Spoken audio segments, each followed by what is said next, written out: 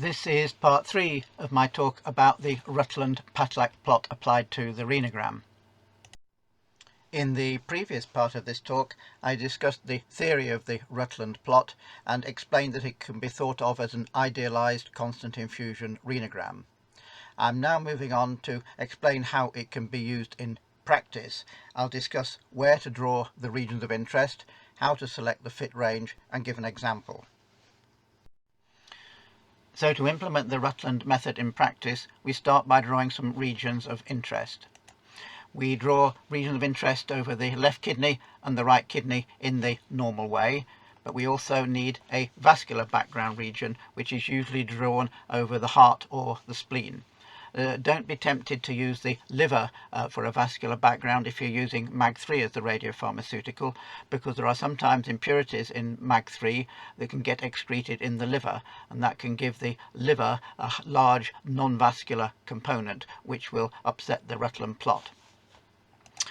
The tissue background is typically drawn below the kidney, but I'll say a little bit more later on about the optimum choice of the position for the vascular and the tissue regions. Then from each of those regions of interest we generate activity time curves showing how the activity changes with time in left and right kidneys and in the vascular and tissue background. Then we subtract the tissue background curve not only from the left and right kidney curves, but also from the vascular curves.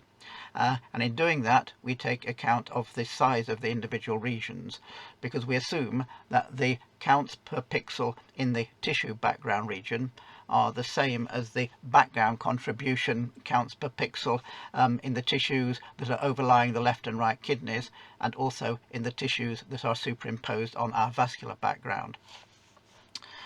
So that gives us background subtracted curves that we can use to construct the Rutland plot for each kidney. So a typical Rutland plot looks something like this. Remember, on the vertical axis we're not plotting counts, but we're plotting kidney counts divided by blood counts. So it's counts per second divided by counts per second, which gives us a dimensionless quantity, a pure number on the vertical axis. On the horizontal axis we're not plotting real time but Rutland time, which is calculated from the integral of the blood curve divided by the blood curve, and that has units of time because the integral of the blood curve is an area, which is counts per second times time, divided by the blood count, which is counts per second, so that gives us time. So it's a Rutland time, a stretch time rather than real time. And we expect to see a section during the uptake phase where we get a reasonably straight line, and we can see here several points which look like they lie on a straight line during the first few minutes of the Renogram, so we can get the computer to fit a straight line to that, and it's the slope of that which gives us the uptake constant and the intercept which gives us the blood background subtraction factor. So in selecting the fit range, don't worry that points on the Rutland plot are not equally spaced. We're dealing here with Rutland time, not real time. The Renogram would have been acquired typically with one frame every 20 seconds, so all the points in the real Renogram are regularly spaced. But by the time we've generated the Rutland time, which is the stretch time axis, it doesn't necessarily follow that all the points are still equally spaced. So don't worry if the gaps between some points look greater than the gaps between others. That's just a feature of Rutland time. Now the theory that I've described for the Rutland plot says that the uptake phase should be a straight line. In my experience, as long as the blood curve is taken over a suitable region of interest and it's got appropriate tissue background subtracted from it, then there should be a good straight line section. If there isn't, then it's likely to be a failure of the technique in some way. So you choose some points that look like they're on a straight line, like the ones that I've indicated here, and the computer will fit a straight line through those points, and it's the slope and intercept of that fit that gives us the numbers that we want. Now it's quite normal that early points may not fit the straight line, so it's points like this one at the beginning, 1 or 2 points at the beginning may lie below or above the straight line fit, and it's acceptable to ignore those. That's because it's not had time for tracer to mix uniformly throughout the blood. The model that I used to describe the technique assumed that as soon as we inject into the blood, the tracer mixes uniformly throughout the blood. But in practice, it takes some seconds, could be up to a minute, for uniform mixing throughout the blood. And therefore, the model doesn't quite work for the first few seconds. So it's quite acceptable to ignore a couple of points at the beginning and not include them in the fit. But the linear extrapolation will still mean that by the time we extrapolate this to the axis, ignoring the points at the beginning, it will still give us the correct slope and intercept. In fact, this linear extrapolation is exactly equivalent to what I described in my talk about processing the Renogram, where I said we could take the Renogram curve, which is a gentle, smooth curve, and use an eyeball extrapolation to extrapolate that back to say where that would have hit the axis, ignoring any early points where mixing was incomplete. So the fit and extrapolation on the Rutland plot is exactly equivalent to that eyeball extrapolation with the real Renogram, except that it's easier to do on the Rutland plot because it's a straight line, which is easy to extrapolate and easy to see which points should be included. It's also natural that late points will fall below the line, so there are some points here that we should ignore because the kidney has started to empty. The theory of the Rutland plot that I described assumes that activity has entered the kidney but none has left. So as soon as the kidney begins to empty, the model doesn't work, and that means that the Rutland plot will no longer be a straight line. So it's quite correct to ignore the points at the end here which fall below the line. So the bit we're including should be a fit here during the straight line section, which will occur during the first few minutes, the uptake phase of the Renogram, although the time in Rutland time may be slightly different to what it is in real time on the Renogram. Now this example shows where we've got plenty of counts in the curve. If we've got a Renogram with low counts, we're likely to get a noisier plot, but the linear fit through the points, even if they're slightly noisy, will average that out, and it should still give the correct fit, the correct slope and the correct intercept. So the technique still works even if we've got low counts in the study.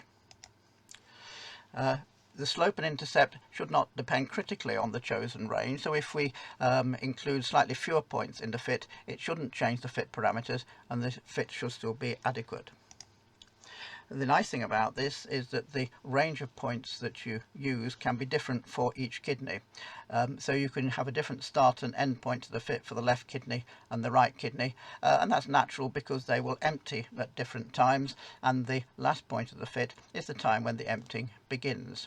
So this gives us a flexible way of choosing the points for each kidney. So we should expect a Rutland plot like that for each kidney. So here we've got one for the left kidney and one for the right kidney for this patient. If we look at the left kidney plot, we can see that we had a straight line section here. We ignored the first point, but clearly it lies below the line, and so we hadn't achieved complete mixing at that point. But from point 2 on to point 7 we had a straight line, and we were therefore able to fit that. Beyond point 7 the curve is flattening off, showing that the kidney had begun to empty by then, so we don't include that in the fit. Now this Renogram was acquired at 20 seconds per point, so point 2 here is 40 seconds and it goes on to point 7 at 2 minutes 40 seconds. So the time that we have fitted is all within 3 minutes on the real time axis and the real Renogram, which corresponds clearly to the uptake phase of a normal kidney. Notice, although it was 2 minutes 40 in real time, this is actually slightly over 3 minutes in Rutland time. When we come to the right kidney, we see that we had many more points that lay on a straight line that we could fit, so this kidney obviously takes longer to empty. In fact, we were able to include point 1 right at the beginning. We didn't have to exclude anything at the beginning, and we carried on here all the way up to point 13, which is 4 minutes 20 seconds. So we had a longer time interval to fit here because this kidney didn't empty until somewhat later, but that's still within the uptake phase of this kidney. Notice although it was here 4 minutes 20 seconds in real time, it corresponds to nearly 8 minutes in Rutland time, showing that there is a difference between real time and the stretched Rutland time. Now, if we look at the intercept of the left kidney, we see that it has quite a significant intercept, indicating that there's quite a lot of blood background in that kidney. In fact, the value of the intercept here is 5 on the vertical axis. So that means we take 5 times the vascular curve and subtract that from the kidney curve to give this processed Renogram curve for the left kidney after we've taken off the correct amount of blood background. When we come to the right kidney, that's got a much smaller intercept, indicating that there's less blood in that kidney. So we have an intercept here that's only equal to 1. So we take 1 times the vascular curve and subtract that from the right kidney curve to get this for the processed curve for the right kidney after we've taken off blood background. So we took off far less background for the right kidney, but we ended up with them both correctly starting from 0, indicating that we've got the background subtraction right for both kidneys. In fact, if you look at the images, it's not surprising that we had less background in the right kidney. The left kidney is a normal kidney which has got plenty of blood within it. But although the right kidney is about the same size, it's got far less blood in it, because you can see that this is a hydronephrotic kidney with a big dilated renal pelvis, which is full of urine, but only a thin rim of renal cortex where the blood will be. So for its size, that right kidney has far less blood in it than the left kidney, which is why we subtract off less blood background and get it right for both kidneys. We can also look at the slope. The slope of the left kidney Rutland plot is quite steep, indicating that it's got a high uptake, but the slope of the right one is far less, indicating much less uptake in the right kidney, and the ratio of those two will give us the relative function, which the computer works out to be 80% to the left kidney and 20% to the right kidney. So we see that not only has this method given us an accurate way of subtracting the appropriate amount of blood background for each kidney, but it's also given us a good measure of the relative function of each kidney as well. And notice that we end up with a standard display of the Renogram with percent of administered activity against real time. The Rutland plots, where we had to deal with the Rutland time, are only a means to getting that final result. This example shows what would happen if we just used a tissue background for that patient. So we've drawn a background region underneath the left kidney and one underneath the right kidney and used those for simple background subtraction. And we end up with curves which don't start at 0. The left and right kidneys both are under subtracted. There is still a large amount of blood background left in these curves. So that's not a recommended method, although actually many nuclear medicine computer systems still offer this as an option, because it used to be a standard technique but is now really outdated and doesn't give adequate background subtraction. If instead we use a perirenal background, where we draw a background region around the outer border of left and right kidneys, that takes in a mixture of blood and tissue. This is obviously going to give us a better representation of the background in individual kidneys, and this is a method that is recommended by most of the guidelines. But it doesn't always work, particularly in a hydronephrotic kidney as we have here. You can see for the left kidney the subtracted curve is very close to 0, which is what we're aiming for, because the left kidney has got a normal mixture of blood and tissue, which is represented by the background around it. But as we've already observed, the right kidney has got very little blood because it's got a big hydronephrotic sac for the renal pelvis. So it's not surprising that this background around the kidney is more vascular than the kidney itself, and so we end up with too much blood taken off. We have an over subtracted curve for this right kidney. Whereas the Rutland method that I've just been talking about takes separate blood and tissue background regions, and as we've seen, it is able to subtract off a different amount of blood background for left and right kidneys, and therefore in this example it gets it right. So both curves now do start properly from the origin. So that's why I believe this is the most reliable method, and it is also recommended by most of the guidelines because of that. So people sometimes ask me exactly where should we draw these regions of interest for the vascular background and the tissue background. Well, the tissue region is supposed to represent tissue, so it should be somewhere that has got as little blood as possible, and it should match the tissues that are overlying the kidneys, between the kidneys and the gamma camera, and that is mostly muscle in the patient's back. So somewhere below one of the kidneys is optimal. It doesn't matter whether it's below left or right kidney, anywhere that's got the same sort of muscle as that is overlying the kidneys. Some guidelines suggest using a perirenal region. If you do, as well as subtracting tissue, that will also subtract some blood background from the kidneys. That just leaves less blood to be subtracted from using the vascular region with the Rutland plot, and that probably doesn't really matter. The vascular region needs to be somewhere that's got as much blood as possible. Rutland originally used the heart, and that's very obvious that it's a very vascular organ and gives you very good blood counts. However, I prefer to use the spleen, partly because it receives blood at exactly the same time as the kidneys, whereas the heart gets the blood a little sooner. Mike Rutland supports this, and he's told me that he's happy to use the spleen as an alternative to the heart.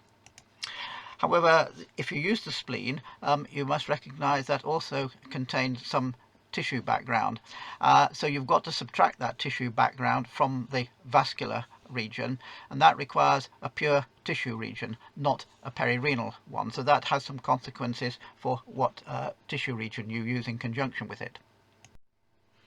So let's see what the current guidelines say about this.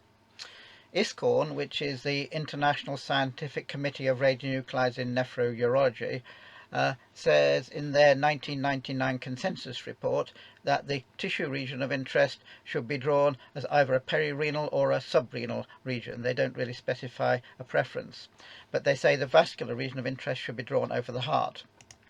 The Society of Nuclear Medicine and Molecular Imaging and the European Association of Nuclear Medicine, in their guidelines from 2018, say that the tissue region of interest should be perirenal and that the vascular region should be drawn over the heart. The British Nuclear Medicine Society, in their latest guidelines, say that the tissue region interest could be a simple subrenal, and that the vascular region of interest can be drawn either over the heart or the spleen. So what are the advantages and disadvantages of following these different guidelines? Well, if you choose to draw a vascular region of interest over the heart, you obviously need to be sure that the heart is within the field of view, although that shouldn't really be a problem with modern large field gamma cameras. The only drawback of the heart is that the activity arrives in the heart sometime before it arrives in the kidneys, and that can cause a shift in the horizontal axis of the Rutland plot. And Jackie James, in a study in 2001, showed that the Rutland plot using the heart gave a curve that wasn't quite as good as the one using the spleen. The obviously advantage of the heart is that there's a lot of activity there from the blood and not very much from the overlying tissue. There is some tissue inevitably within a region of interest, even over the heart, but ISCORN said that that's small and can probably be ignored. If you draw a vascular region over the spleen, then it can be used even if when you position the gamma camera you don't manage to get the heart in the field of view. So it allows you to use a wider range of studies. The advantage, as I said, is the activity arrives at the same time as the kidneys, because the blood flow to the spleen is about the same as the blood flow to the kidneys. But the problem is that you've got much more overlying tissue than you would with the heart. So if you're using the spleen rather than the heart, it's important that you must subtract the tissue background from the spleen curve according to the method that I've already described. if you take a tissue region of interest that is perirenal around each kidney, that will already include some blood within that background. So when you take it off, some of the blood background will already have been subtracted, which is unnecessary, but it just means that the Rutland method, when you do the Rutland plot, will take off the rest of it. And indeed, even if you've over subtracted the background, the Rutland can add it a little bit of blood back in again if you've got a negative intercept on the Rutland plot. But if the tissue region is subrenal, then it leaves all the vascular background to be taken off by the Rutland plot, which seems to me the most natural way of doing it. So if you choose a vascular region over the heart, then you can really choose whether you do a perirenal tissue region or a subrenal tissue region. You can get away with either, it doesn't really matter too much. However, if you choose to take the vascular region over the spleen, it's important that you must subtract the tissue background from the spleen curve, and you can't use the perirenal for that because it's already got too much blood in it. And if you subtract the tissue region from the which is a perirenal tissue region from the vascular region, you will hardly have anything left, and you will not have any counts left to generate the Rutland plot. But if the tissue region is subrenal, then you can also use that one to subtract tissue from the spleen curve, and so it can be used for both purposes. So my preference is to have a vascular region over the spleen, and then make sure that you use the tissue region which is subrenal, not only to do the background subtraction of the kidneys, but also to take this background from the vascular region. And that's the method that I have described, and which I find to be most preferable. So the final consideration is which radiopharmaceuticals you can use this method with. Well, if you're fortunate enough to have access to iodine 123 labelled Hipuran, you will know this is cleared by filtration and secretion, so you get plenty of activity in the kidneys and consequently not much in the blood. So background subtraction is easy. You can use pretty well any method of background subtraction because the background is relatively small compared with the activity in the kidneys. The Rutland method works well with I123 Hipuran, but it's not really necessary, but you can use any other suitable method. If you have technetium labelled Mag3 or any other similar pharmaceutical that's cleared by a mixture of filtration with some secretion, then you shall get good activity in the kidney, but of course there will still be some left in the blood. So background subtraction is okay as long as the function is good. The Rutland method works well in all of these patients, but it's particularly useful if you've got poor function, where you have got lower counts in the kidney, or where you've got hydronephrotic kidneys, where the vascularity of the kidney is not normal, as in the example that I showed you. If you're using technetium 99M labelled DTPA or any other radiopharmaceutical that's cleared by filtration only with no secretion, then you will only get a relatively poor activity in the kidneys with quite a bit left in the blood. This is the case where background subtraction is difficult, and so the Rutland method is highly recommended in these cases. In fact, it's exactly for use with technetium DTPA that Mike Rutland developed the technique. So the answer is you can use the Rutland method with any renal radiopharmaceutical, but the poorer the counts in the kidney, the worse the kidney function, the more important it is to have access to the Rutland method. So in summary, the Rutland method uses real Renogram data from an intravenous injection to predict what the Renogram would look like if blood activity was constant. So it's simulating something like a constant infusion of Mag3. And that produces the graph called the Rutland plot, also known as the Patlak plot, and the slope of that is a measure of kidney function, and the intercept allows a proper subtraction of blood background. It's a robust and reliable method of background subtraction and of quantification. We've used it in Manchester routinely since 1997. It is also recommended by most of the guidelines, and I find it's easy to perform.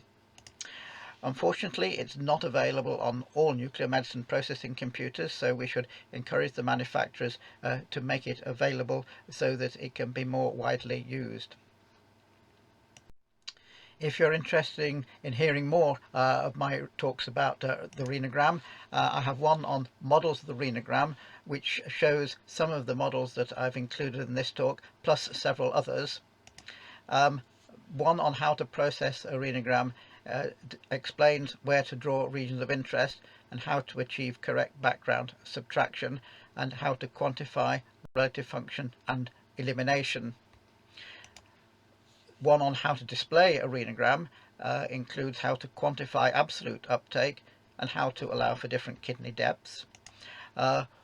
One explaining deconvolution of the Renogram explains how to calculate mean transit time from the Renogram curves. And then one on diuresis frenography explains what diuresis frenography is and compares that with the mean transit time by deconvolution. So if you find those interesting, those are also available on my YouTube channel.